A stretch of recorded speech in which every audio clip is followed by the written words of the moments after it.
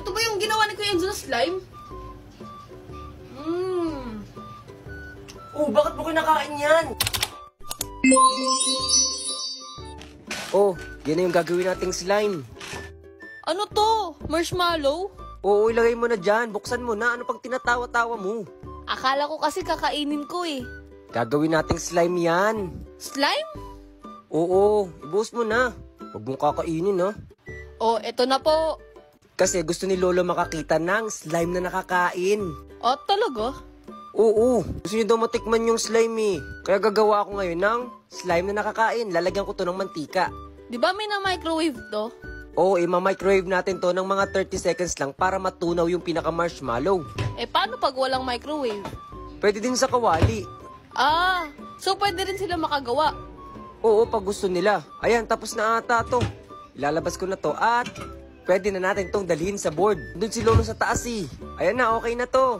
Ayan na ba yung marshmallow? Opo, Lolo, yan yung niluto namin kanina.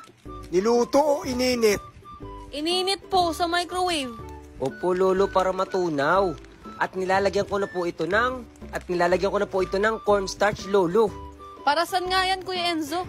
Para hindi maging dikit-dikit at malagkit na katulad mo, Troy, dyan. Oo nga naman, ang lakit-lakit mo na oh. Ang init-init po kasi. Ngayon naman, hahalu-haluin na to. Ano, halo-halo? Hindi po halo-halo, Lolo. Hahalu-haluin. Akala ko manlilibre ka ng halo-halo eh. Ang init pa naman. Oo nga po, Lolo eh. Pwede ba akong gumawa sa wallet mo? Ay naku, wag na. Magbubukas na lang ako ng electric pan. Ayan na naman kayong dalawa. Tingnan nyo. Lolo, nabubuo na tong slime na ginagawa natin. Ito na lang yung kainin mo, wag na yung halo-halo. Ang init kaya bumili sa labas. Pwede naman tayo magpa-order eh, Lolo. Libre mo naman kami. Di ba sabi mo yan na lang kakainin ko? Yan tuloy. Ayaw na ni Lolo.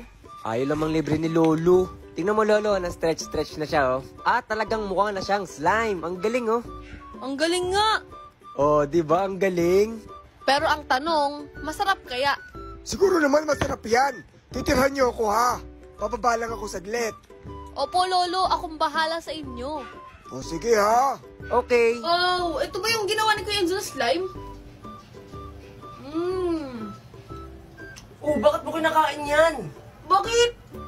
Eh, kay Lolo yan eh. Nagpapatira siya, gusto niyo matikman. Yun lang naman pala eh. Titira ko na si Lolo. Sarap.